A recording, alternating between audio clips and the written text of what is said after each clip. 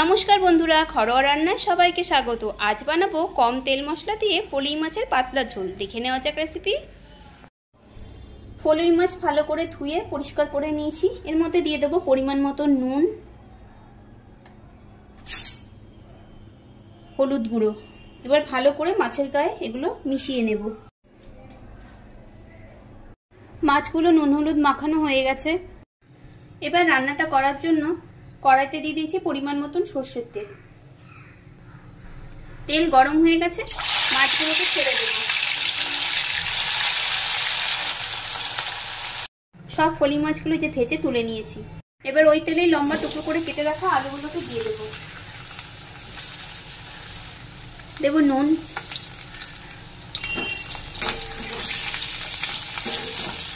আলুগুলো সামান্য একটু ভেজে নেব।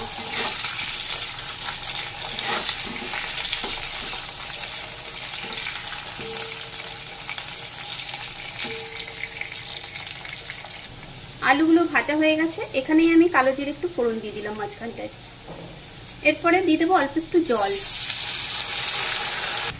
দেবো পরিমাণ মতো নুন, জিরের গুঁড়ো, লঙ্কার গুঁড়ো, ঝালটা দেখে স্বাদ মতন দেবেন, হলুদ গুঁড়ো, দেবো 1 চামচ আদা আর কাঁচা লঙ্কা বাটা। এবার ভালো করে সব মিশিয়ে নেব।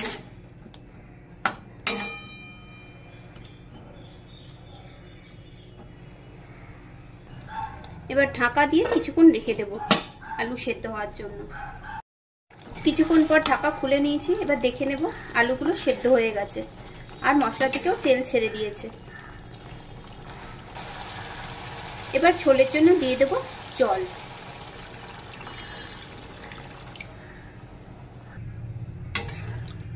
একটু নেড়ে নেব।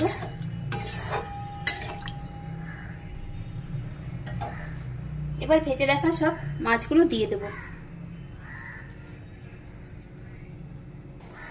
খুন্তি দিয়ে মাছগুলোকে ঝোলের মধ্যে একটু ডুবিয়ে দেব।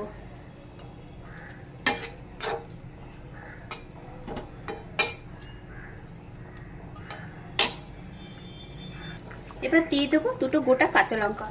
এটা ঝাল খেতে পছন্দ করলে দেবেন, না হলে দিতে হবে না। রেসিপি দেখে ভালো লাগলে লাইক ও কমেন্ট করবেন। আর নতুন বন্ধু হলে বন্ধু হয়ে পাশে থাকার অনুরোধ রইল। আবারও ঢাকা দিয়ে 2 মিনিট মতন রেখে দেব।